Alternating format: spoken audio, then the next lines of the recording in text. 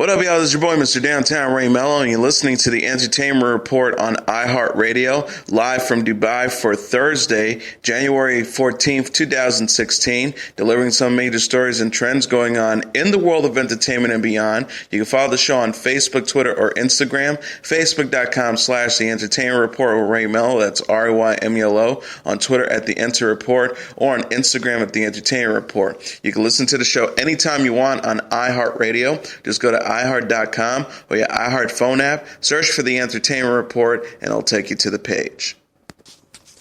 David Bowie's albums have begun to dominate the charts following the news of his death. The legendary singer's last album, Black Star, has now taken the top spot on iTunes, with the rest of his 16-album catalog taking up residence on the music service's top 40 list.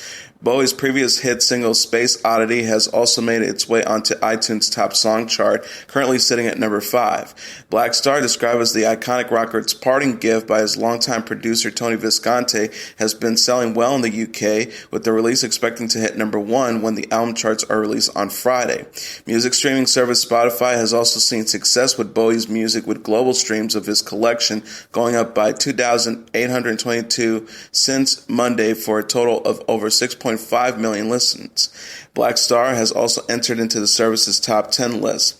Bowie died Sunday at the age of 69 following a year-long battle with liver cancer. Following the news, artists, leaders, assorted admirers, and even a cardinal from the Vatican paid tribute to the groundbreaking musician, including late-night host Conan O'Brien and Jimmy Fallon, who opened their show Monday with touching tributes to Bowie. The 6 original cast members of the classic sitcom Friends will take part in a February 21st special honoring television director James Burrows, NBC said Wednesday. Starring Courtney Cox, Jennifer Aniston, Lisa Kudrow, Matthew Perry, Matt LeBlanc, and David Schwimmer, the New York set comedy ran for 10 seasons from 1994 to 2004.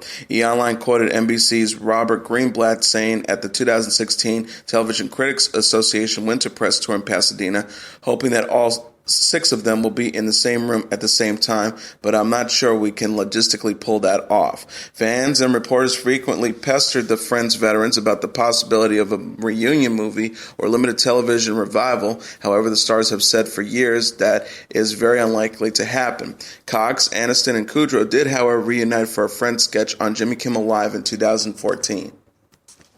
Batman vs. Superman: Dawn of Justice will explore Doomsday's backstory. Director Zack Snyder revealed as much in an interview with the Daily Beast about facing criticism for including the villains in the movie's second trailer. Some fans complained that the Doomsday scenes gave away too much of the film's plot. Snyder responded, "I know what's in the movie, so I know there's other stuff. Warner Bros. And I had a long conversation about just taking ownership of that, of giving it to the audience in a controlled way that I felt was consistent with the escalation of the campaign."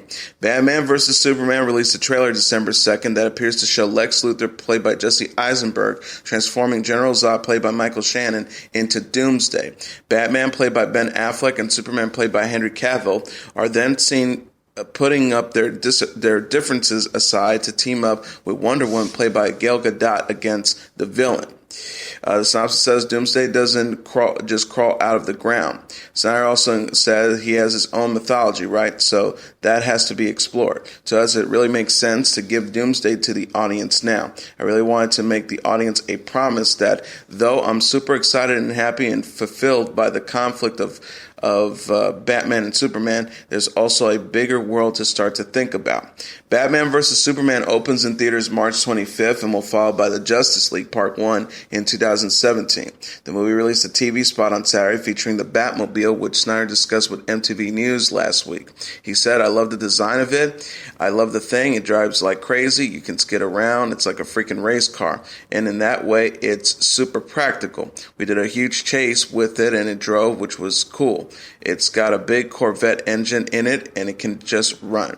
Amy Adams will co-star as Superman's love interest Lois Lane, with Diane Lane as his adopted mother Martha Kent, Lawrence Fishburne as his editor Perry White, and Jeremy Irons as Batman's butler Alfred Pennyworth. Jason Momoa and Ezra Miller will also appear as Aquaman and The Flash, respectively. Deadpool starring Ryan Reynolds will indeed be rated R. The Motion Pictures Associations of America gave the coming Marvel standalone film its official rating this week, citing strong violence and language throughout, sexual content, and graphic nudity. Deadpool producer Simon Kinberg and director Tim Miller had anticipated the rating in an interview with Entertainment Weekly in July, saying the movie will embrace the comic violence and obscene content. Kinberg said Deadpool is a horror R. It's graphic, nothing is taboo. You either commit to a truly outrageous, boundary-pushing kind of movie or you don't. Miller added, I felt Fight Club and Tyler Durden were good colorators. We are in strip clubs and dive bars and crappy apartments and far away from the shiny X-Men world. Deadpool will follow the irreverent and unstable missionary as he hunts down the man whose experiment left him disfigured but with powers. The movie opens February 12th and shared a Valentine's Day promo with Reynolds and Marina Baccarin this week.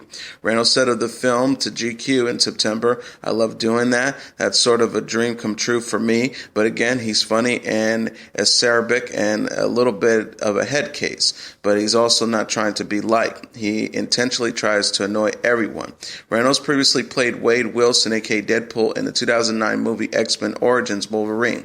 Deadpool will co-star Baccarin as Vanessa, Ed Skirkin as Ajax, TJ Miller as Weasel, Gina Carino and as Angel Dust, and Stefan Keperkick as Colossus.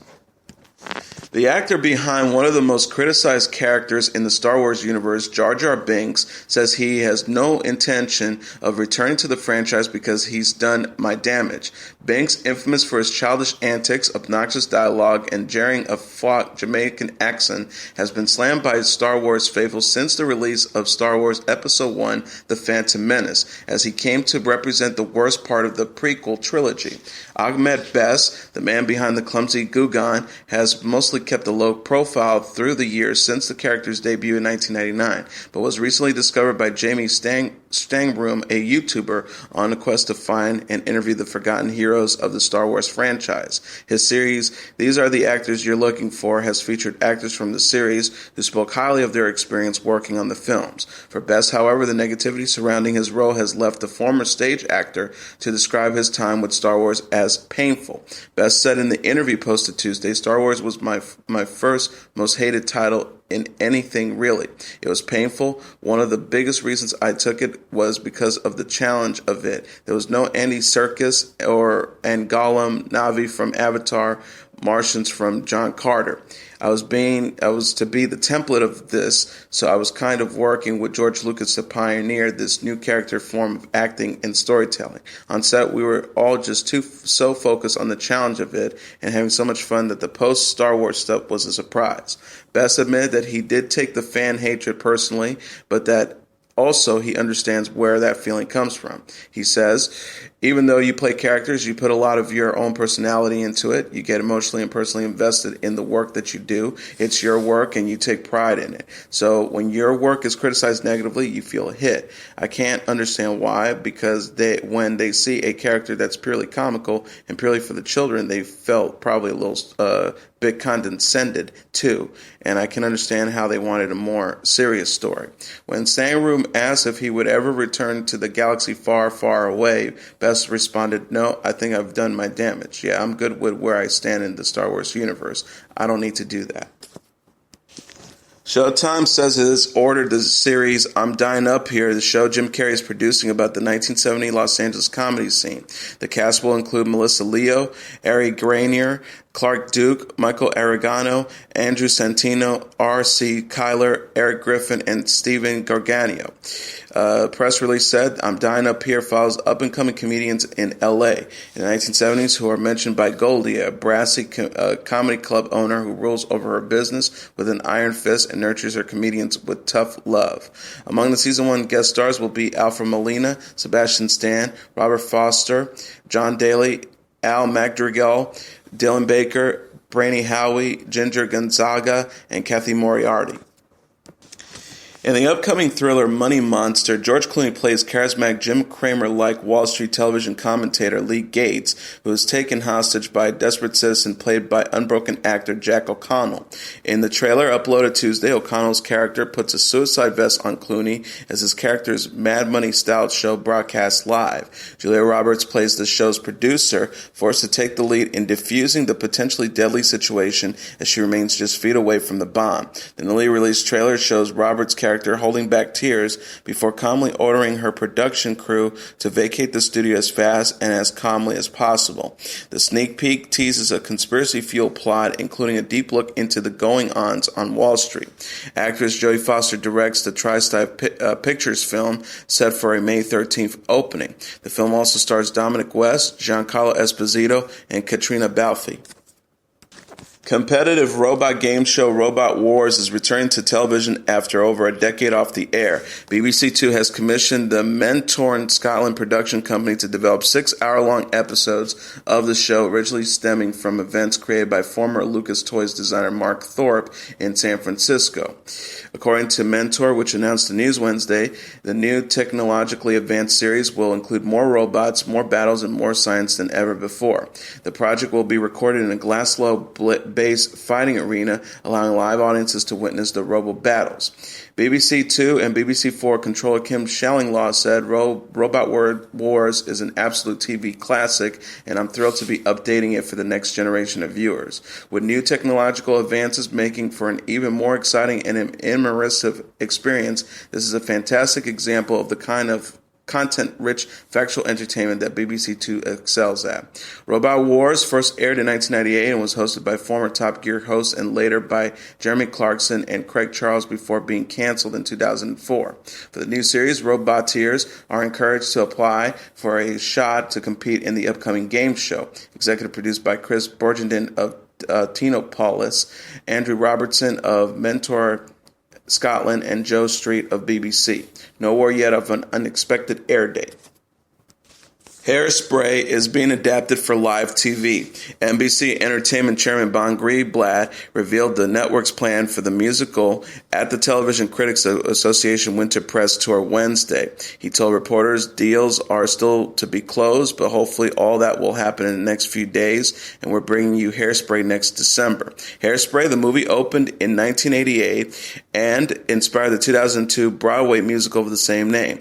The story was adapted again into a 2007 film starring Nikki Bolensky as Tracy Turnblad and John Travolta as her mother Edna. Greenblatt said of the new live version, "We have dream casting. I don't think we're going to try to replicate the 2007 movie.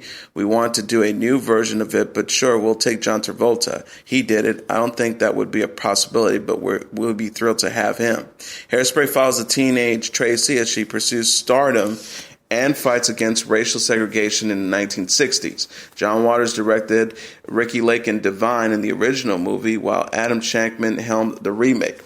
NBC's last live musical, The Wiz Live, was seen by 11.5 million viewers on December 3rd. The production was preceded by the less successful Peter Pan Live in 2014 and The Sound of Music Live, which was seen by 18.6 million in 2013. Late Night with host Seth Meyers has extended his contract with NBC Entertainment through February 2021. Meyers took over the chat program in February 2014 after Jimmy Fallon left to host The Tonight Show. Myers quipped in a statement Wednesday, "I can't thank NBC enough for continuing to support our show, and this is more than makes up for my disappointment in not getting cast in The Wiz."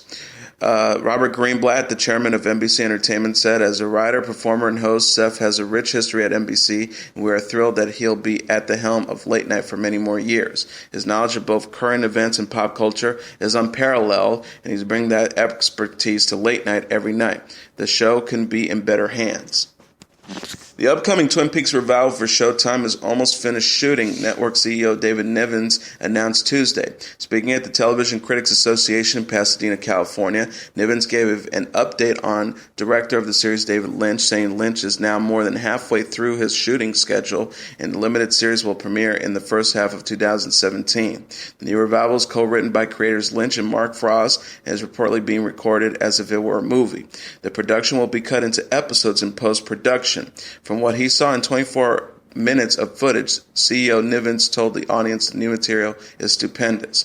It was recently announced that actress Laura Dern had signed on to Showtime's Twin Peaks revival.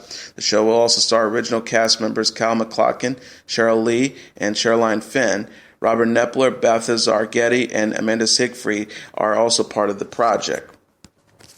Howie Mandel, Mel B, and Heidi Klum will return as judges for Season 11 of the summer competition series America's Got Talent, NBC confirmed Wednesday. Nick Cannon will again assume hosting duties as the show returns to Los Angeles for its live performances and results shows after several seasons in New York to accommodate former panelist Howard Stern. Replacing Stern this season will be America's Got Talent creator Simon Cowell.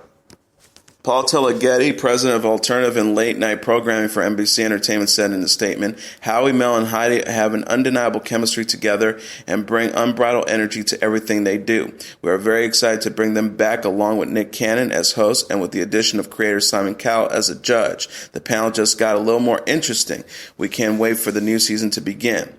Cowell added, without sounding too arrogant, I'm going to call us the Fantastic Four.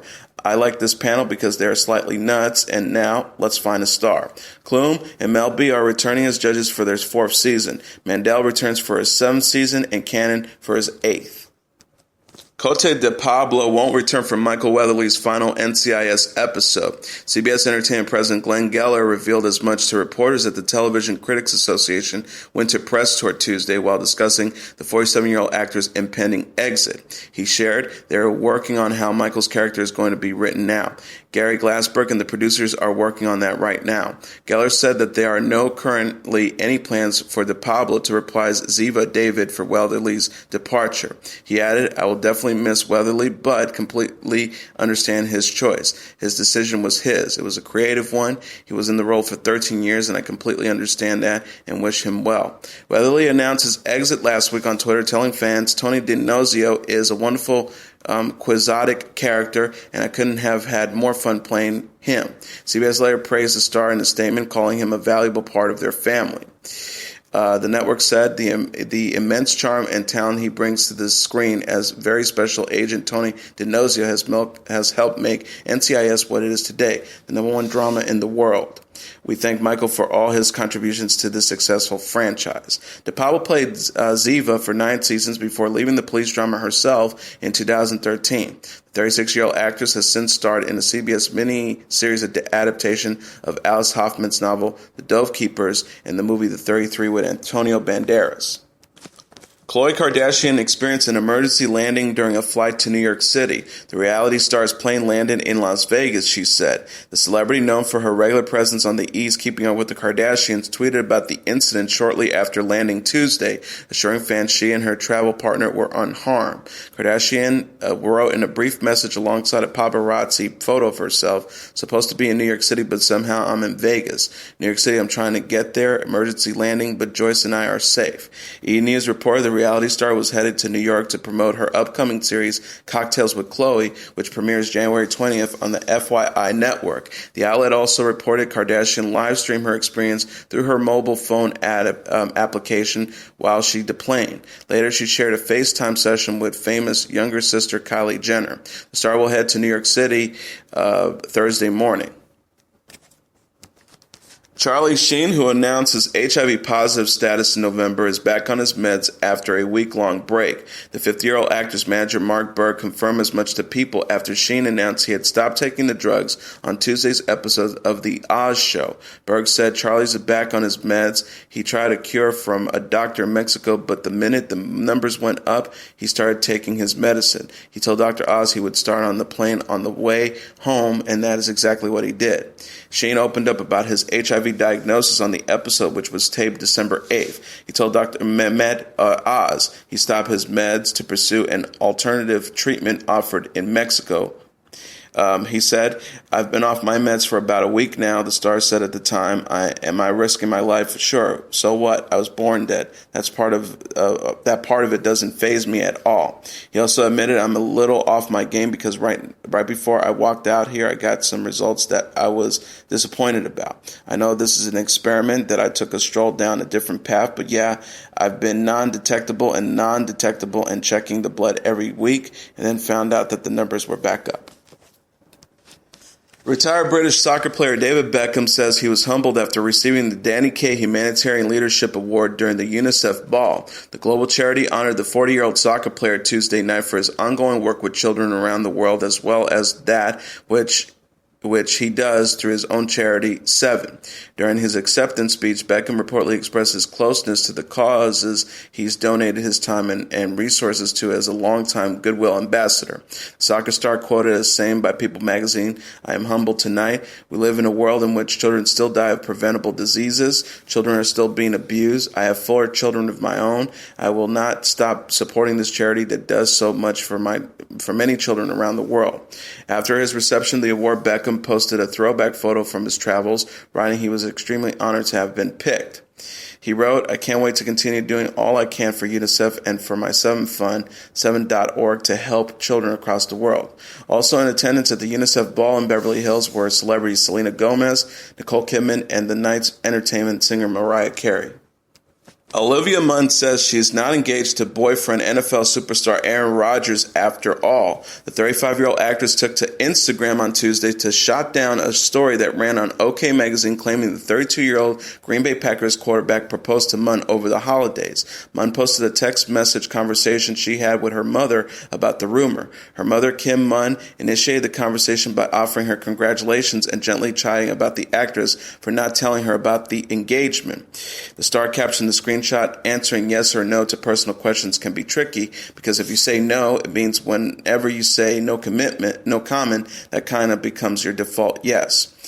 She also explained, "Since I'm doing press for the next few days, I didn't want to have to answer the same question over and over. So instead, I'm going to let my text conversation with my Asian mom help me out." Hashtag Corberto. Munn and Rodgers have been together since 2014 and live together in Green Bay, Wisconsin during the NFL season. Sources told E! News the two have discussed their future together and do want to get married eventually. The insider said they are very much in love, but they want to make sure it all happens naturally. Aaron supports Olivia with her acting and is a very proud boyfriend. There is always nonstop laughter and humor between them when they are out. Munn is known for playing Joanna in Magic Mike with Channing Tatum and Georgina Krampf in Mordecai with Johnny Depp. She will portray Marvel character Cyclops in X-Men Apocalypse and is also slated to appear in Zoolander 2. Hotel heiress Nicky Hilton is reportedly expecting her first child with husband James Rothschild 6 months after getting married. People magazine reports the 32-year-old sibling of the famous socialite Paris Hilton is very excited to become a mom and is feeling great since finding out about her pregnancy. The baby is due this summer, E! News reported. Nicky Hilton married wealthy British banker James Rothschild last summer in a luxurious ceremony held in London's Kensington Palace. In October, she told E! News she definitely wanted children as her marriage progressed, although not right away. As for her family, a source tells the outlet they are delighted over the news. Neither Nicky nor Paris Hilton have broke the news on their social media feeds as of Wednesday. Author J.K. Rowling has admitted on social media to marking a statue after she completed writing Harry Potter and the Deathly Hallows. Rowling shared the defacing on January 11th, the 9th anniversary of the day she completed writing the final chapter of the Potter saga. She tweeted Monday alongside a photo of the defaced statue, "Finished Hallow 9 years ago today, celebrated by graffitiing a bust in my hotel room. Never do this, it's wrong." Rowling's graffiti contains her signature and the words, "Finished writing Harry Potter and the Deathly Hallows in this room 652 on January 11, 2007, written on the bust of the Greek god Hermes." In response to a fan who asked how she celebrated ending the series, Rowling replied, "I donate a half bottle of champagne in the fridge." The Barrymore Hotel, where the statue is located, has according to its website, renamed the room as the J.K. Rowling Suite in her honor and has placed the bust inside a glass case. Back in December, Rowling made headlines after she compared presidential candidate Donald Trump to Harry Potter villain Voldemort, saying that the evil wizard was nowhere near as bad as Trump. One Direction's representative has denied Us Weekly's Wednesday report that the English-Irish boy band has split up instead of taking a break. Us Weekly cited an unnamed source close to the music group as saying the quartet, Liam Payne, Louis Tomlinson, Neil Horan, and Harry Styles, has opted not to renew their recording contract. The insider noted the 1D thing just ran its course. They'll remain friends, but they are exhausted and want solo careers. The group's publicist told Gossip Cop when asked about the report, not true. Although the spokesman did not elaborate when the guys might reunite, the website assured that there's no reason to worry that they have taken the stage together for the last time. One Direction has not directly commented on the story on its official website or Twitter account.